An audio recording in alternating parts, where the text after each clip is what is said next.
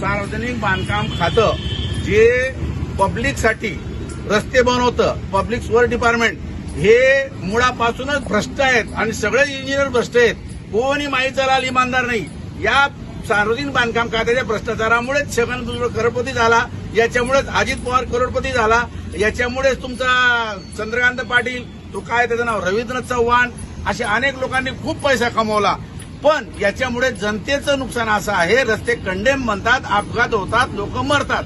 म्हणून काय झालं की काही ठेकेदारांनी एक प्लॅन केला की आपले पैसे जर समजा मिळत नसतील कामाचे, काम कंडेम होतं, लोक आपल्याला दोष देतात, पण याला जबाबदार आम्ही नाहीत. याला जबाबदार शाखा अभियंता, याला जबाबदार कार्यकारी अभियंता आणि जो अधीक्षक अभियंता, त्याचप्रमाणे आमचा बांधकाम खात्याचा मंत्री जबाबदार आहे.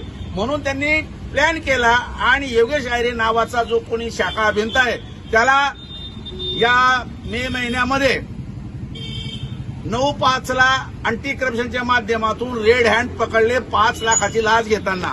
आता हा आयरे पकडला गेल्यानंतर याला कायद्याने जेलमध्ये ठेवलं 3 दिवस.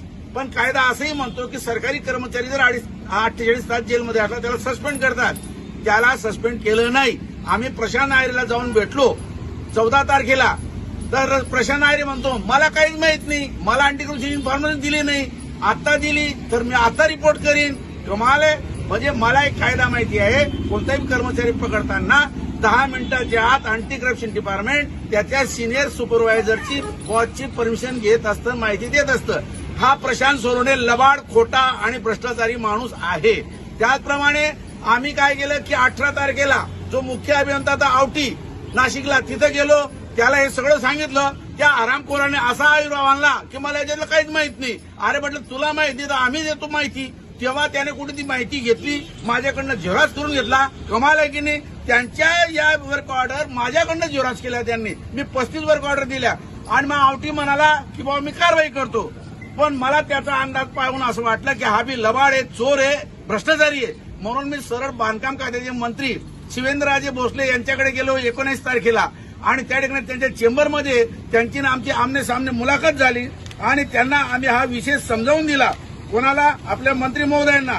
तर आता मंत्री महोदयांची जबाबदारी होती की बुवा याच्यावर कारवाई करणं. पण मंत्री जर कारवाई करत नसेल तर मला वाटलं मंत्री सुद्धा भ्रष्टाचारी आहे. शिवेंद्रराजे भोसले, तुम्ही छत्रपतींचे वारस आहात.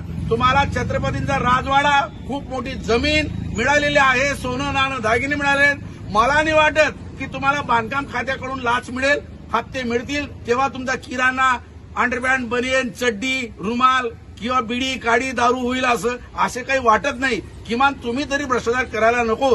पण आमचं असं मत बनलेलं आहे, आमचे छत्रपतींचे वारस जे आहेत शिवेंद्रराजे भोसले हे सुद्धा या सार्वजनिक बांधकामाच्या भ्रष्टाचारामध्ये सामील आहेत.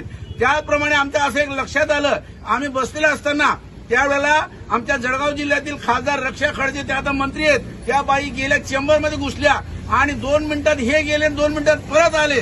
2 मिनिटात काय केलं असेल मला संशय आहे रक्षाबाईवर. जर आम्ही जळगावची माणसं इथं बसलेली आहेत, रक्षा खडसे गुपचूप का गेल्या? जर 2 लोकप्रतिनिधी आहेत त्यांना इथं लोकांसमोर चर्चा करायला पाहिजे होती, चूक काय बरोबर काय. मला संशय आहे रक्षाताईंनी एक तर त्यांना पैसे दिले असतील, एक तर त्यांना चिठ्ठी दिली असेल की आमच्या जळगाव जिल्ह्यातील आमच्या या कार्यकर्त्यांना तुम्ही बांधकामाचा ठेका द्या. माझा आक्षेप आहे रक्षाबाईवर. रक्षाबाईने याचं उत्तर दिलंच पाहिजे, अन्यथा तुम्ही जनतेशी प्रामाणिक नाहीत.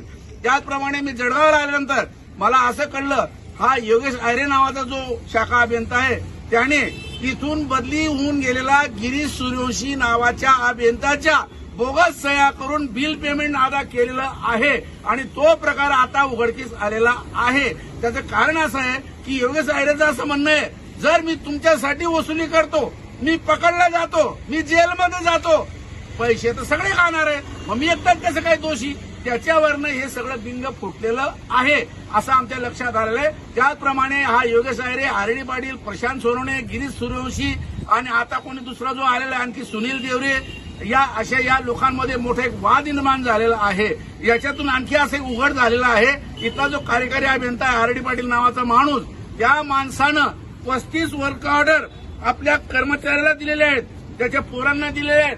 जयंतीलाल परदेशीचा मुलगा त्याला दिलेले आहेत त्यांनी. तो मुलगा, त्याचं नाव आहे हर्षल आणि त्याची सून आहे सिद्धनिके, तिला पण दिलेलं आहे. म्हणजे याचा अर्थ की कर्मचाऱ्याच्या मुलगाने सुद्धा वर्क ऑर्डर देणं, काम न करणं, पैसे फुकट वाटून घेणं, असा प्रकार जळगाव या बांधकाम खात्यामध्ये झालेला आहे. आणि म्हणून माझा आक्षेप आहे की असा जो प्रशांत सोनवणे आहे हा एक मोठा कारागीर आहे आणि दाऊद इब्राहिमपेक्षा जास्त धोकेदायक आहे. तो तरी नार्कोटिक्स विकत होता, पण हा रस्ते खड्डे बनवतो, अपघात होतात, बायका पोरं मरतात, अपंग होतात. आणि या प्रशांत सोनवणेच्या विरोधामध्ये जो 15 वर्षापासून ठाण मानून बसलाय, आमचे इथले विधान परिषदेचे आमदार एकनाथराव खडसे यांनी विधान परिषदेमध्ये आक्षेप घेतला होता की हा माणूस 15 वर्ष एकाच ठिकाणी कसं काय. खरं म्हणजे हा फक्त 3 वर्ष असायला पाहिजे होता. म्हणून त्याची बदलीची ऑर्डर काढली 18 मार्च 2025 आणि लिहिलंय की त्याने ताबडतोब इथून रिलीव्ह व्हावं आणि नवीन पोस्टिंगच्या ठिकाणी जावं असं.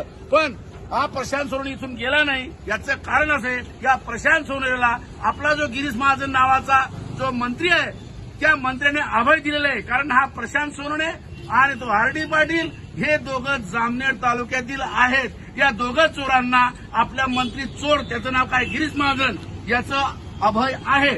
आणि म्हणून जळगाव जिल्हा जो आहे हा गिरीश महाजनमुळे जास्त भ्रष्टाचारा प्रसिद्ध झालेला आहे. ही गिरीश महाजनची जबाबदारी. हे गिरीश महाजन निवडणुका लढत राहतात. काय गरज पडली? अरे एकदा तुम्ही आमदार झाले ना, एकदा तुम्ही मंत्री झाले ना, मग ती कामं तर करा. पण ती कामं न करता आपले मंत्री असे दुसरे फालतू उद्योग करत बसतात. आणि म्हणून जळगाव जिल्ह्यामध्ये बांधकाम खात्याचा भ्रष्टाचार खूप वाढलेला आहे. आणि म्हणून आम्ही हा प्रश्न हाय लेव्हलवर नेतोय. आता आमची पुढची भेट शिवेंद्रराजे भोसले यांच्याशी होईल आणि शिवेंद्रराजेंना सांगू की राजे, तुम्ही छत्रपतींचे वारस आहात आणि जर समजा तुम्ही या भ्रष्टाचारात सामील झाले, तुम्ही चोऱ्या करत असाल तर तुम्ही छत्रपतींच्या नावाला कलंक आहे असं मी जाहीर करतो. आणि जर समजा राजेंना सद्बुद्धी आली नाही तर आम्ही मुख्यमंत्री देवेंद्र फडणवीस यांना भेटणार आहेत. अरे देवा भाऊ, तू काय रे चांगल्या चांगल्या गोष्टी करतो रे भाऊ. अरे मग तुझे सगळे मंत्री चोर आहेत, त्याचं काय? तुम्ही तर म्हणता ना की आम्ही भाजपवाले पार्टी विथ द डिफरन्स आहेत ना, खाणे दूंगा.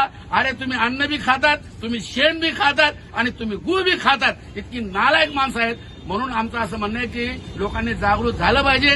या गिरीश महाजनला धडा शिकवला पाहिजे. या प्रशांत सोनवणेची बदली झाली, त्याला रिलीव्ह केलं पाहिजे आणि आमचा बांधकाम खात्याचा भ्रष्टाचार बंद झाला पाहिजे.